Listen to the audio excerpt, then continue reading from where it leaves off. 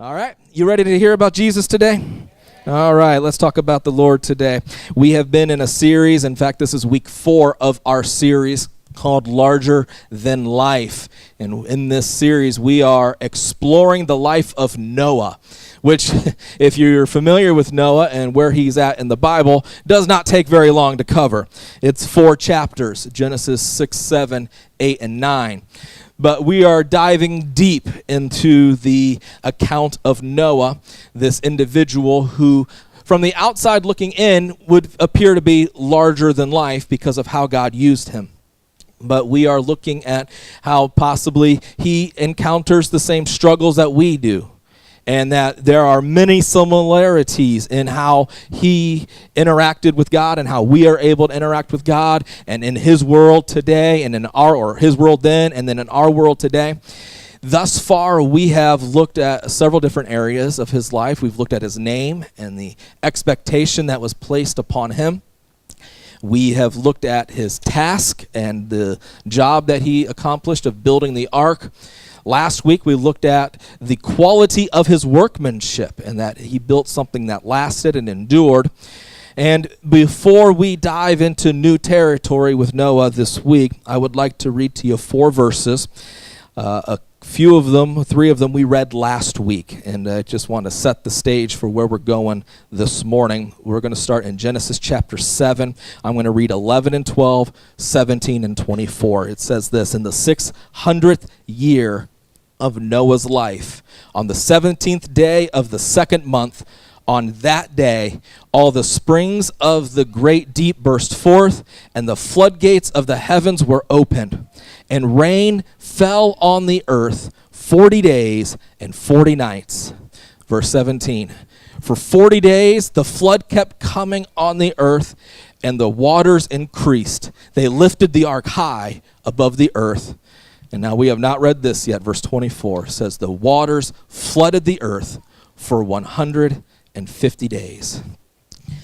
Today I want to talk to you for a little bit about hope. I want to talk about hope. Because no matter where you are or how life is going right now, we all need to be clinging to hope. And if I were to title this message this morning, it might remind you of a romantic movie from the late 1990s, but I promise you it has nothing to do with it. My message today is called Hope Floats. Hope Floats. Let me pray for you. Lord, I pray for your people, your beautiful people. I pray, Lord, that they would latch on to the beauty of hope in their lives. Lord, that you would allow them to walk in it and be strengthened by it. Lord, I thank you and I praise you for it in Jesus' name. Amen. At Crossroads, we have 4 statements that bring focus to why we are here or what we do. They are on the bottom of your note sheet every single week. They are down our hallway as you head to the restroom. They are, I hopefully have them continually in your face so that you do not lose sight of it. Jesus is our passion. We passionately pursue Jesus. We love Jesus with all our heart and soul and mind and strength. And it's not just here within the 4 walls. Obviously, we pursue Jesus as much as we can in the 4 walls. But outside of the 4 walls, we are the living, breathing stones. We are the church. It's not the brick and mortar building. It's us. We pursue Jesus here and in the world. Jesus is our passion. People are our purpose. We have a job to do. It's to reach as many people as we can for Jesus. Whether it's buying some gift cards for our local middle school or it's giving out bread on Saturday, it's all the same to us. It's because people are our purpose. And we love and we accept people where they are at, knowing that it's not about where they're at now, it's where Jesus is going to bring them, and he's going to transform them into who he wants them to be. Growth is our mandate. We strive to increase in every way possible. We want to increase in our faith. We want to increase in our knowledge of him. Logistically speaking, we want to and we should be increasing in number as a church. Healthy churches are growing churches. We strive for growth in every area of our church. And then there's this one. Hope is our anchor. Hope is our anchor.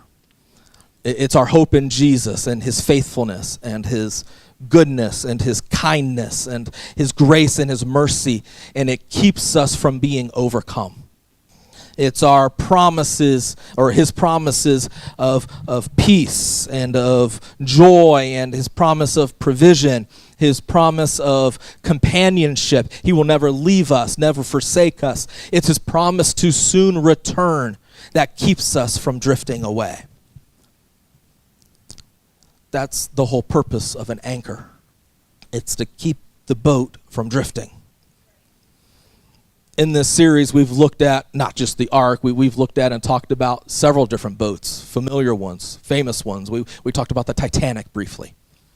We talked about the newest and largest cruise ship to sail the seas, the icon of the seas. We talked about the USS Gerald Ford.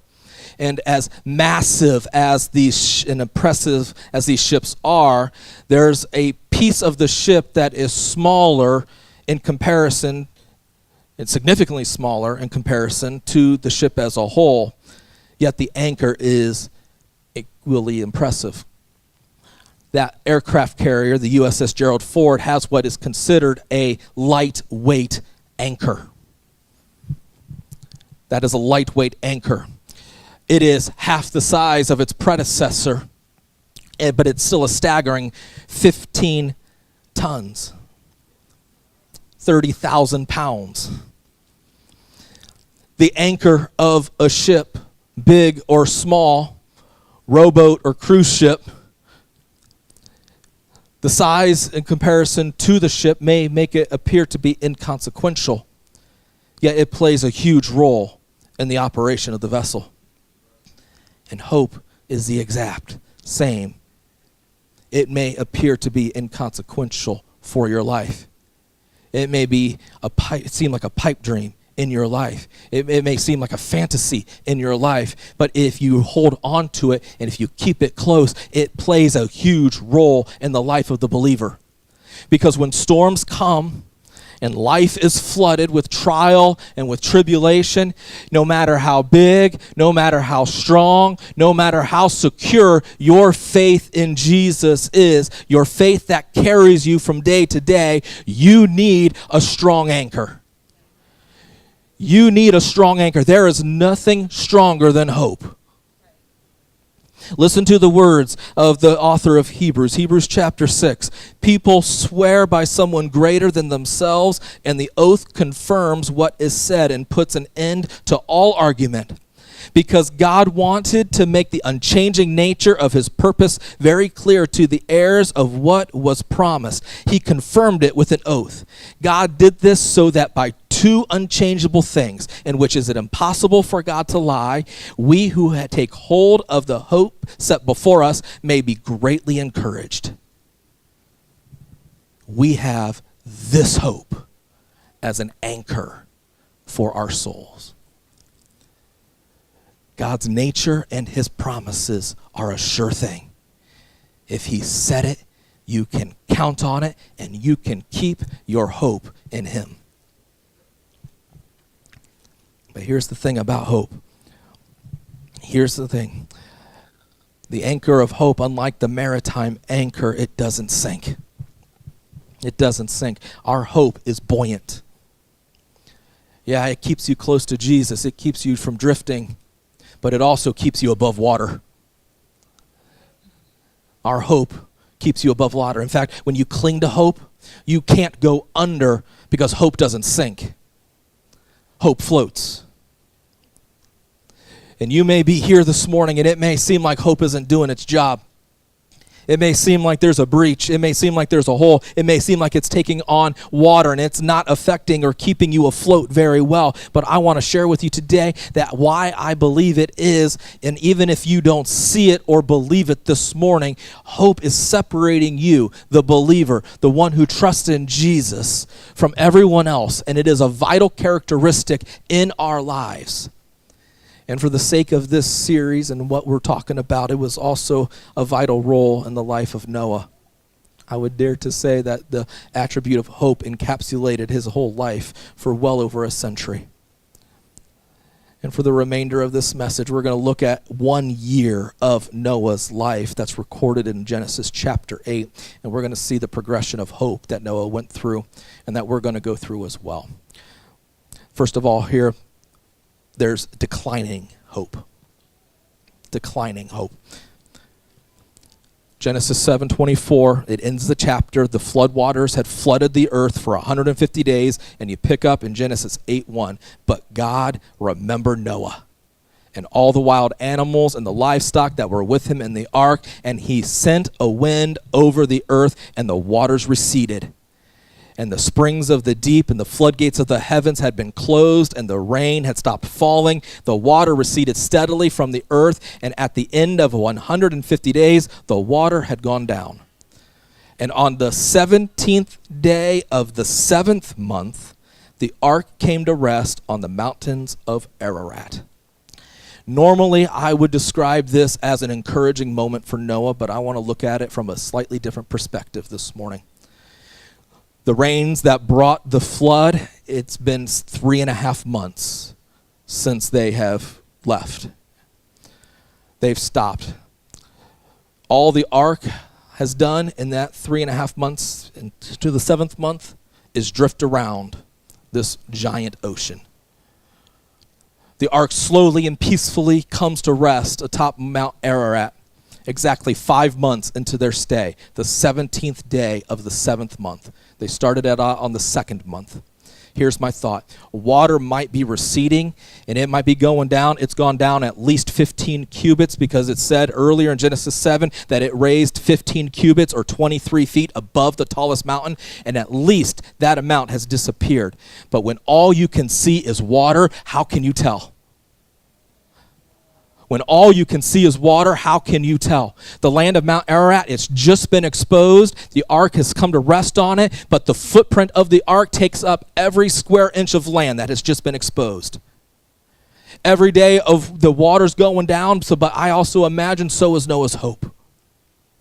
Nothing to see but water as far as the eye could see. And it's not just for 5 months. It's not 6 months. It's not 7 months. It's not 8 months. It's recorded in Genesis 8:5. The waters continued to recede until the 10th month. And on the first day of the 10th month, then the tops of the mountains became visible. The ark is huge. Each deck roughly 34,000 square feet. 8 people on board. They aren't cramped per se.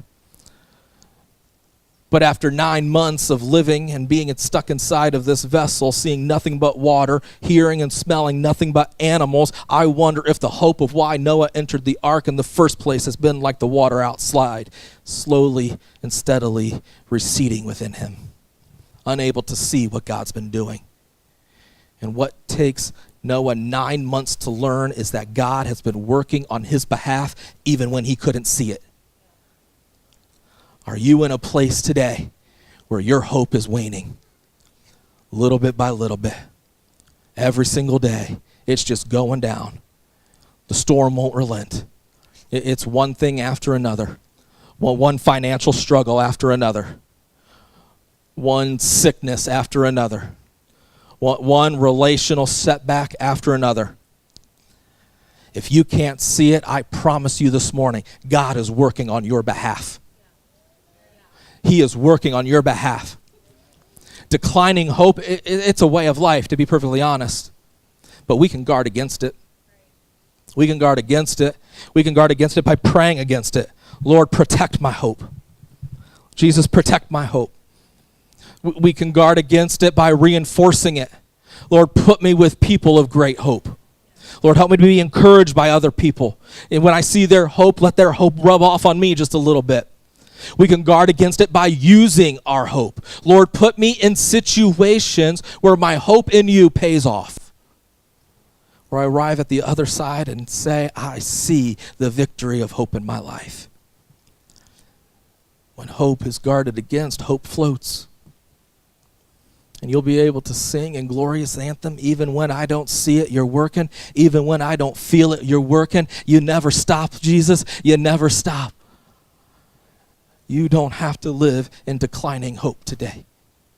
The God who is the same yesterday and today and forever, he is working on your behalf, even if you can't see it yet.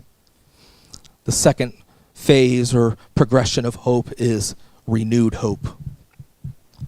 Renewed hope. After 9 months of the water slowly receding from the earth, things are about ready to pick up. Noah's about ready to experience something incredible.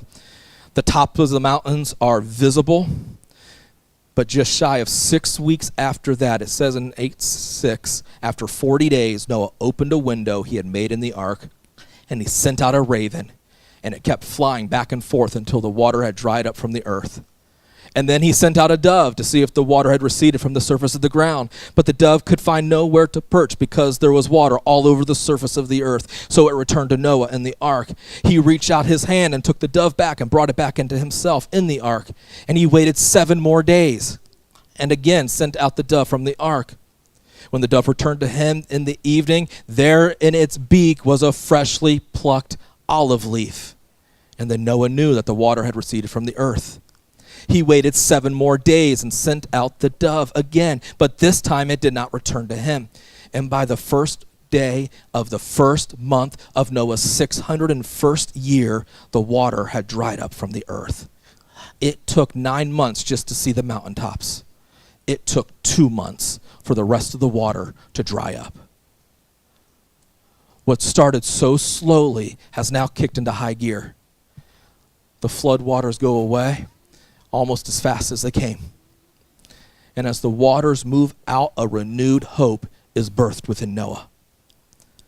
The hope that's been weakened by months of endless water is now being built up by something new every single week.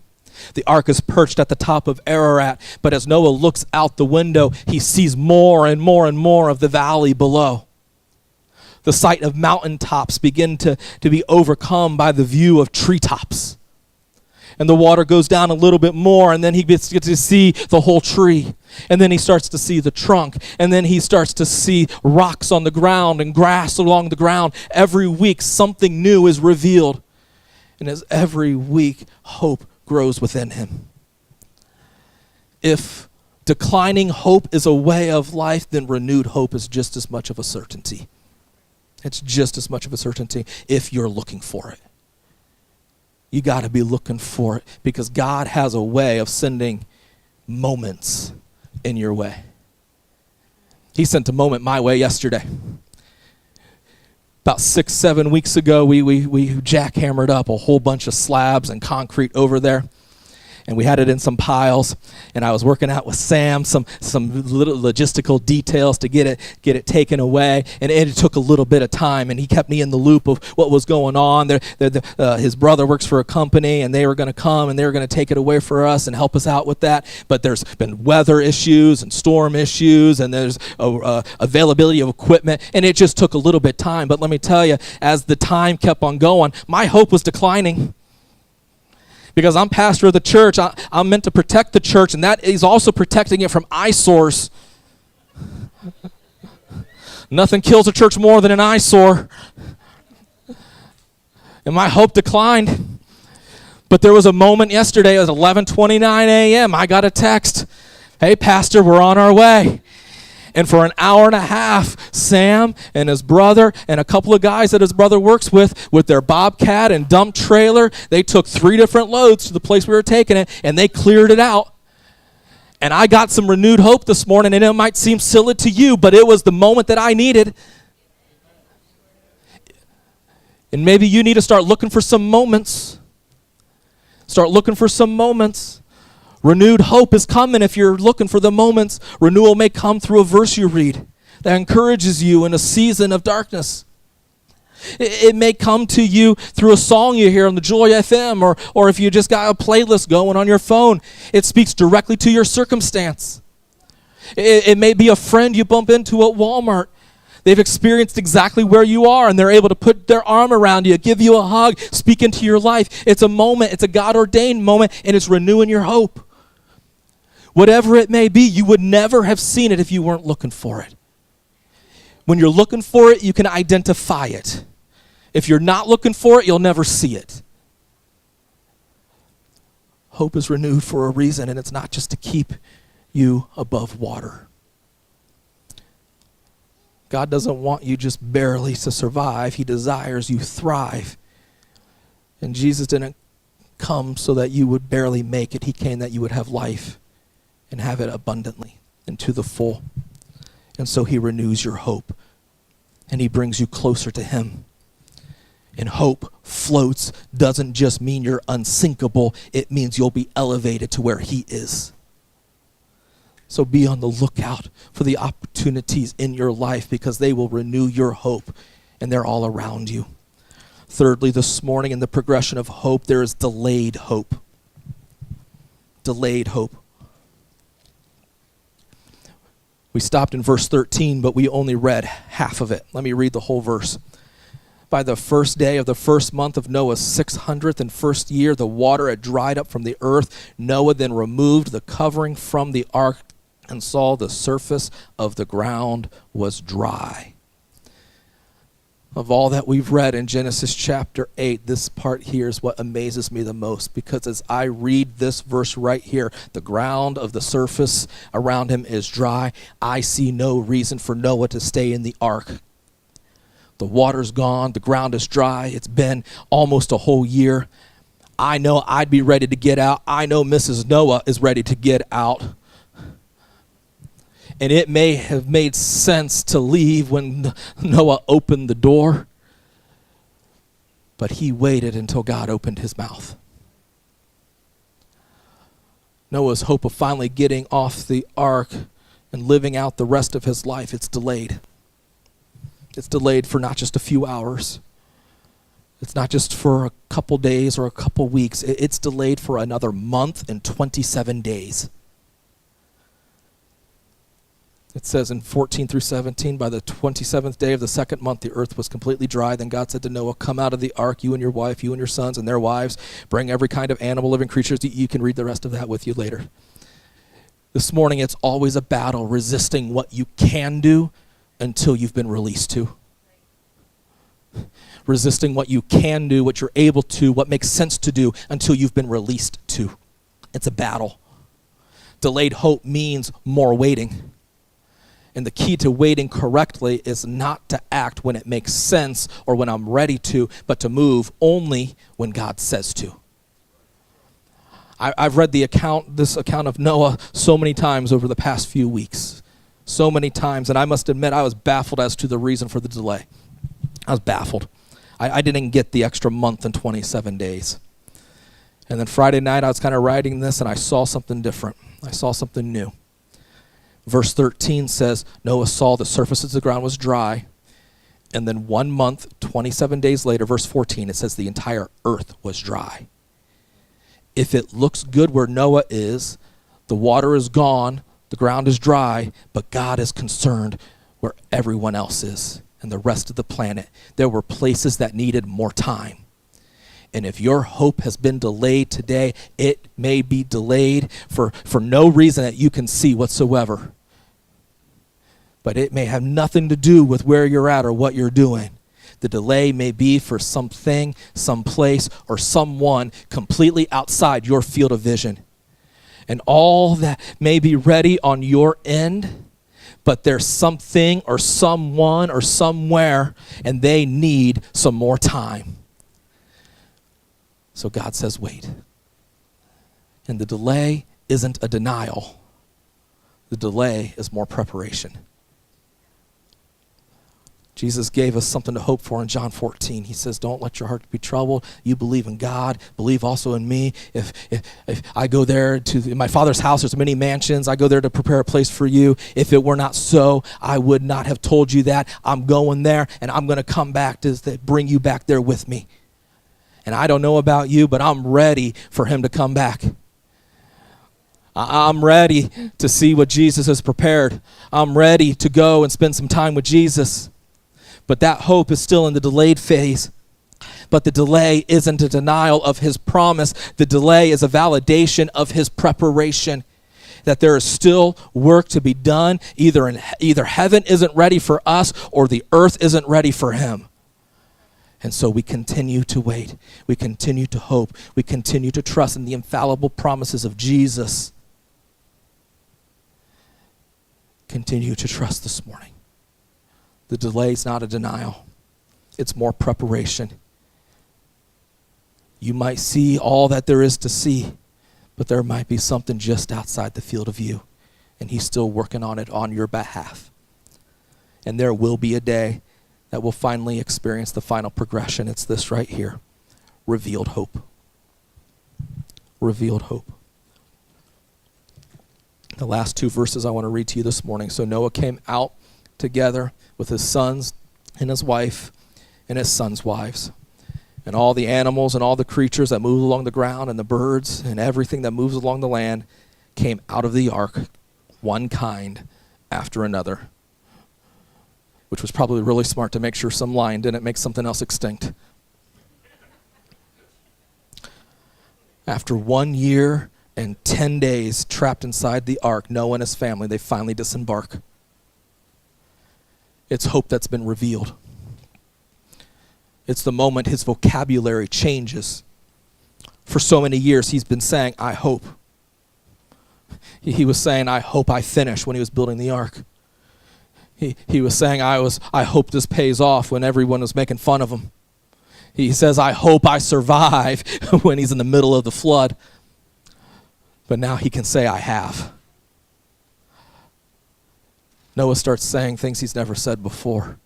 He says, it took decades, but I have finished. I received a lot of criticism, but I have seen firsthand what has never been seen before. He says, I didn't think I would make it, but I have lived through what was impossible to live through. And it's a beautiful, beautiful moment where I hope has become I have. When the dream of tomorrow becomes the experiences of today. That's what we strive for. I don't have to hope for an encounter with Jesus tomorrow because I have tasted and seen that the Lord is good today.